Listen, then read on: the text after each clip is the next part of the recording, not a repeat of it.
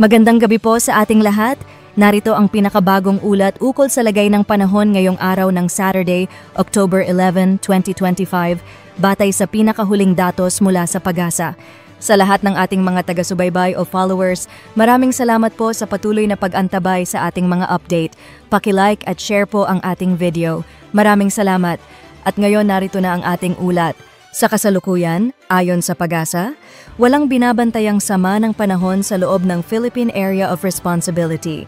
Sa halip, southwesterly wind flow ang nakaaapekto sa kanlurang bahagi ng Southern Luzon, particular sa Palawan at Occidental Mindoro. Samantala, easterlies o ang mainit na hangin mula sa karagatang Pasipiko naman ang nakaaapekto sa silangang bahagi ng ating bansa.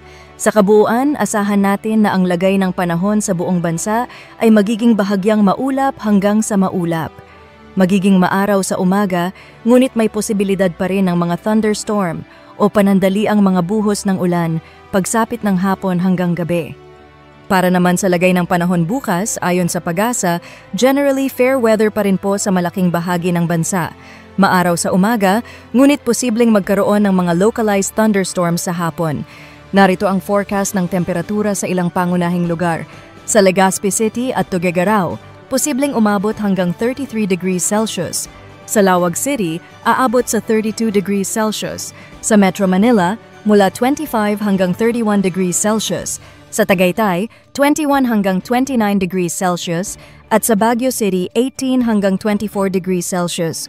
Dumako naman tayo sa Palawan, Visayas at Mindanao. Unti-unti nang nawawala ang epekto ng southwesterly wind flow sa kanlurang bahagi ng Southern Luzon, kaya't magiging maaraw na rin sa mga lugar na ito. Ang dominanteng weather system sa mga susunod na araw ay easterlies, kaya't asahan ang mainit na panahon sa umaga at mga localized thunderstorms sa hapon. Narito naman ang forecast ng temperatura. Sa Zamboanga at Davao, posibleng umabot hanggang 33 degrees Celsius. Sa Cebu, Cagayan de Oro at Tacloban hanggang 32 degrees Celsius. Sa Puerto Princesa at Iloilo, nasa 31 degrees Celsius. At sa Kalayaan Islands hanggang 30 degrees Celsius. Para sa ating sea conditions, wala tayong nakataas na gale warning sa alinmang baybayin ng bansa. Banayad hanggang katamtaman ang magiging pagalon, kaya ligtas na makakapaglayag ang ating mga mangingisda at maliliit na sasakyang pandagat. Gayunman, mag-ingat pa rin sa mga oras na may thunderstorms dahil maaari nitong biglang palakasin ang alon. Sa outlook naman para sa susunod na 3 araw, mula Monday hanggang Wednesday, easterlies pa rin ang iiral kaya't asahan ang generally fair weather conditions sa buong bansa.